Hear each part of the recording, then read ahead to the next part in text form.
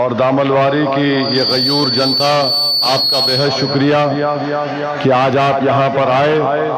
और मुझे यकीन है कि इतनी बड़ी तादाद में आज आप एक नौजवान गरीब के बेटे शम्स आगाज को कामयाब करने के लिए आप यहाँ पर जमा हुए हैं। इंशाअल्लाह ताला मुझे यकीन है कि 11 तारीख के दिन आप अपना एक वोट मजलिस इत्तेहादुल मुस्लिमीन के पतंग छाप के निशान पर डालेंगे। मेरे अजीज दोस्तों और बुजुर्गों, 30-35 साल से यहाँ से आप एक ही पार्टी और एक ही परिवार के जिम्मेदारों को आपने कामयाब किया। मैं आपको ये बताना चाह रहा हूँ कि किशनगंज विधानसभा में बहुत से मसाइल हैं, बहुत सी तकालीफ हैं। अस्पताल का इंतजाम नहीं है, यहाँ पर जमीन की नदी की कटाव काटबंद का काम नहीं होता, यहाँ पर नौजवानों की तालीम का कोई इंतजाम नहीं है। अलीगढ़ मुस्लिम यूनिवर्सिटी का कैंपस है तो टीन के शेड में है, नौजवानों का पलायन नहीं रोका जाता। और खुद बिहार सरकार के आंकड़े ये बताते हैं कि किशनगंज जिले में अगर कोई माँ अपने पेट में एक बच्चे को 9 महीने रख के पैदा जब करती है तो 50% ऐसे बच्चे मौत हो जाती है, उनकी मौत हो जाती है। ये मेरे नहीं, बिहार सरकार के आंकड़े हैं। 55% ये सैलाब से मुतासर शुदा इलाका है।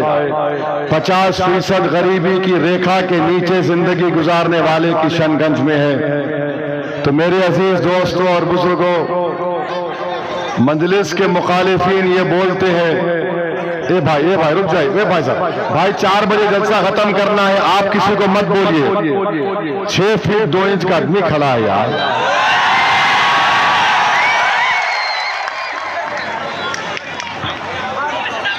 I love you. मेरे भाई, हम आपसे कह रहे थे कि मजलिस के मुखालिफिन ये कहते हैं कि मजलिस जीती तो क्या करेगी। अरे भाई साहब, 30-35 साल से एक पार्टी का ही उम्मीदवार जीत रहा है और आप सिर्फ एक ही चीज पर वोट मांगते, फिरका परस्ती को रोको। मैं आपको ये कह रहा हूं कि हम वोट डालने वाली एटीएम की मशीन नहीं है या कोई गाय भैंस नहीं है कि दूध दे दिया घर में जाके बैठ जाए। अगर आप वोट बैंक हैं तो फिर ये आपकी मर्जी, मगर अगर आप एक शहरी बनना चाहते हैं, भारत के सिटीजन बनना चाहते हैं, तो आपको वोट मजलिस को, पतंग छाप को देना है। क्योंकि जो शहरी होता है उसको हुकूक पूरे मिलते हैं। और यहाँ पर बार बार डराना, अरे वो आ जाएगा, ये आ जाएगा। मेरे भाई, मैं आपके सामने खड़े होकर कह रहा हूं, बीजेपी अगर सरकार में है, 3 बार मोदी प्रधानमंत्री बना, किसकी कमजोरियों की वजह से बना? ये नाम निहाद सेकुलर पार्टियों की कमजोरी से बना, मेरी कमजोरी नहीं। ये अपने गिरबान में झांक कर नहीं देखते, इल्जाम ओवैसी पर लगाते हैं। अरे तुम 400 सीट तुम लड़ते हो पार्लियामेंट के, बिहार के 230 सीट तुम लड़ते हो और तुम हार जाते हो। और कोई आकर कहते हैं कि जो पार्टी सरकार बनाएगी उसको वोट दो। अरे आखिरी बार कांग्रेस कब सरकार बनाई थी, हमको बताओ। तुमको याद भी है कि आखिरी बार कांग्रेस कब सरकार बनाई थी? राजग गठबंधन में है, 2004 में आखिरी मर्तबा सरकार बनाई थी, 2015 में मिलकर बनाए थे। उसके बाद नीतीश कुमार मोदी के साथ चाय पी लिए, भाजपा की सरकार बन गई। फिर तेजस्वी उप मुख्यमंत्री बने, नीतीश कुमार फिर मोदी को अपना भाई बना लिए। बताओ फिर बीजेपी को सत्ता कौन दे रहा है? जो सत्ता दे रहा है वो हमको गाली दे रहा है।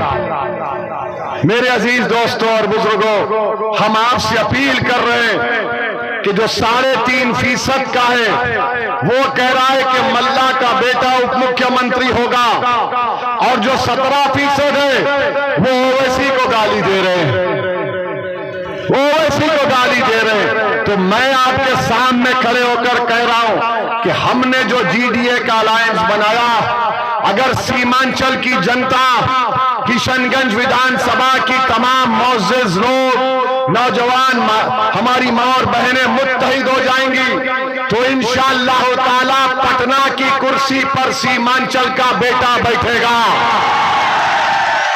ये जज्बात में लाने के लिए नहीं कह रहा हूं, ये सच होगा इंशाअल्लाह ताला। मुझे यकीन है कि मेरे इस बोलने के बाद राजद और कांग्रेस की रात की नींद तो हराम हो जाएगी, और वो आकर कहेंगे ये देखो ये भड़काऊ भाषण दे दिया। अरे भड़काऊ भाषण नहीं दे रहा हूं, सच्चाई को बयान कर रहा हूं। मेरा ख्वाब है, मेरी जिस्तजू है। अरे क्यों नहीं हो सकता, बराबर हो सकता है। आप एक नौजवान गरीब के बेटे को कामयाब करो जो एडवोकेट है। क्या ये काबिल नहीं है मुख्यमंत्री बनने के? बताओ, क्या ये काबिल नहीं है मुख्यमंत्री बनने के? क्या काबिलियत खानदान से पैदा होती या गरीबी की जुस्तजू से पैदा होती? क्या काबिलियत का मियार दौलत है या जो तकलीफ को देखकर जुल्म के खिलाफ आवाज उठाता है? कोई आकर बोलता है कि नहीं जो सरकार बना रहे। अरे यूपी में तो आप सरकार बना ही नहीं पा रहे। 2014 का पार्लियामेंट इलेक्शन हार गए, 17 का विधानसभा हार गए, 19 का पार्लियामेंट हार गए, 22 का विधानसभा हार गए, और बिहार में आके बोल रहे जो सत्ता पार्टी में आ सकती है उसको वोट दो। राजद कब सत्ता में आई थी? और ये गठबंधन से हमारा एक सवाल है, नरकटियागंज वहां पर गठबंधन ने दीपक यादव को टिकट दिया। अभी गूगल करो, दीपक यादव का नाम देखो। दीपक यादव विश्व हिंदू परिषद का है। दीपक यादव तलवार बांट रहा है और ओवैसी को गाली देते हुए नफरत फैलाता है। अरे मैं सीमांचल में कलम बांटने का काम करना चाहता हूं, तुम जिसकी तारीफ कर रहे हो तलवार बांट रहा है। और तलवार बांट रहा है तो क्या मुर्गी को काटेगा या बकरे को काटेगा? क्यों बांट रहा है? तेजस्वी गठबंधन वालों बोलो। नरकटियागंज, और तेजस्वी किसको अवार्ड देता है? कामेश्वर यादव। कमरुल साहब, आपने तो अपनी जवानी में भागलपुर का फसाद देखा होगा, जब भागलपुर की खेतों पर 1000 लाशें पड़ी हुई थी, उनके परिवार के लोग कफन नहीं कर सके तो उस पर फूल गोभी उग गई थी। कामेश्वर यादव आरोपी था और ये यादव लालू परिवार उसको अवार्ड देता है। जाकर देखो दौरा दरभंगा में कल चुनाव हो रहा है, अफजल खान को लालू ने टिकट दिया, अपने हाथ से बी फार्म दिया। तेजस्वी जाकर मुकेश सहनी के बड़े भाई संतोष के लिए बोलता अफजल को वोट मत दो, इसको वोट दो। हम 8 दिन से बोल रहे अफजल को धोखा दे रहा है। तो कल रात में मुकेश सहनी ने कहा कि हमको नहीं चाहिए।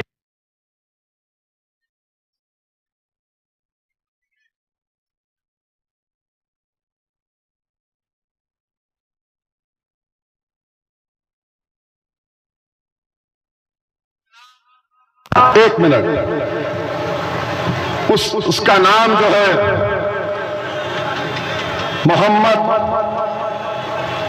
मोहम्मद कामरान, गोविंदपुर से 2020 में गठबंधन का जीता था। और आपने क्या किया? 33,000 वोट से मोहम्मद कामरान जीता था। कमरुल हुदा गठबंधन ने टिकट काट दिया।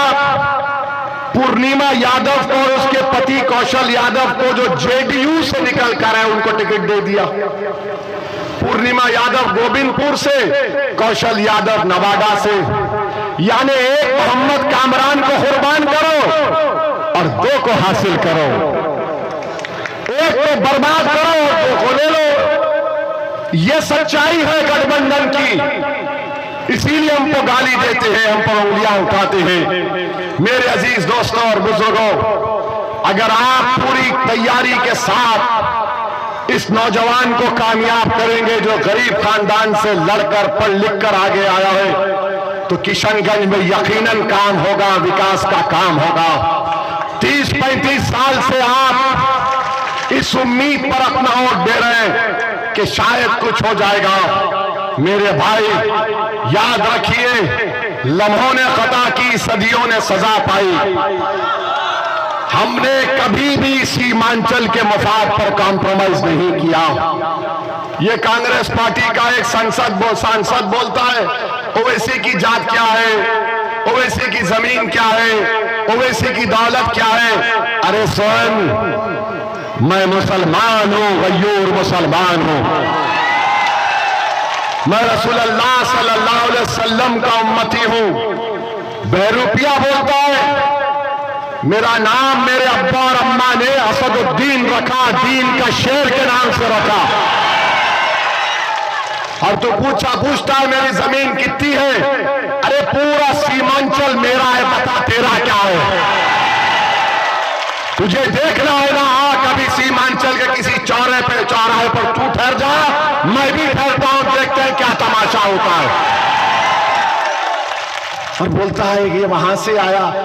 भाई साहब, हमारे अब्बा, कायनात के अब्बा आदम अलैहिस्सलाम को जब अल्लाह ने दुनिया में भेजा तो वो कहां कदम रखे? भारत में रखे। तो अब्बा की जमीन हुई नहीं हुई? अब अब्बा की जमीन में मेरा हक नहीं है तो क्या तेरा हक होगा? जबान का मुकाबला मत करो, सच्चाई को बयान करो।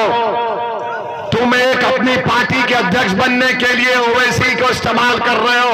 अरे ओवैसी को कोई इस्तेमाल नहीं कर सकता। भारत की पार्लियामेंट में देखा कि मोदी ने काला कानून लाया वक्फ का। हमने कांग्रेस, राजद, लोजपा, बीजेपी के एमपीज के सामने खड़े होकर कहा यह कानून वक्फ की जायदादों को छीनने के लिए बनाया गया। यह कानून मस्जिद को, जो ईदगाह है उसको बर्बाद करने के लिए बनाया गया। संविधान के दलीलें देकर 128 पेज की रिपोर्ट देकर हमने मोदी, अमित शाह और नीतीश कुमार के एमपीज की आंखों में आकर डालकर कहा कि हम अकेले हैं मगर सीमांचल की जनता की आवाज हो, भारत के 14 करोड़ की आवाज हो, और उनकी उम्मीद पर, उनके भरोसे पर कह रहा हूं यह कानून गलत है, उसको फाड़ कर पार्लियामेंट के फर्श पर फेंक दिया। और आज आप हमको चरमपंथी बोलते हैं। चरमपंथी जिसके चेहरे पे दाढ़ी है, टोपी है, कमरुल हुदा। कल अगर आप सुनिए, कल कमरुल हुदा दाढ़ी छोड़ लेंगे तो क्या चरमपंथी हो जाएंगे? यहाँ इतने लोग हैं जिनके चेहरे पे दाढ़ी है, सर पे टोपी है, माँ और बहनों के सर पे पल्लो है, हिजाब है, बुर्का है। जो पटना का मुख्यमंत्री बनना चाहता है वो चरमपंथी बोलकर सीमांचल नहीं बल्कि 17% अल्पसंख्यक समाज की तौहीन किया है। अभी मुख्यमंत्री नहीं बना, तलवार बांटने वालों को टिकट दिया। अभी मुख्यमंत्री नहीं बना, अफजल को हरा दिया। अभी मुख्यमंत्री नहीं बना, खुर्रम को टिकट काट दिया। ये आपको फैसला करना है। पतंग छाप आपकी आवाज है, पतंग छाप आपकी ताकत है। सीमांचल के इंसाफ के लिए, यहाँ के नौजवानों के पलायन को रोकने के लिए, यहाँ के मासूम बच्चे जो अपनी माँ की कोख से पैदा होते हैं उनकी जिंदगी को बचाने के लिए, बच्चियों के कॉलेज का इंतजाम करने के लिए, नदी के कटाव को रोकने के लिए, ताजबंद का काम कराने के लिए, एएमयू कैंपस को सुधारने के लिए, आपकी एक सियासी ताकत को बनाने के लिए 11 तारीख को पतंग छाप को आप वोट देंगे और सीमांचल को कामयाब करेंगे। तो लगाइए हमारे साथ नारा, सीमांचल जिंदाबाद, सीमांचल जिंदाबाद, किशनगंज की जनता जिंदाबाद, हमारा इत्तेहाद जिंदाबाद, नारे तकबीर। अस्सलाम वालेकुम। इस नौजवान का साथ दीजिए, इसको कामयाब करिए। बिहार में 60% आबादी 35 साल से कम उम्र नौजवानों पर मुश्तमिल है। बुजुर्गों, इस बच्चे की सरपरस्ती करो ताकि सीमांचल की लड़ाई जारी रख सके। सलाम वालेकुम।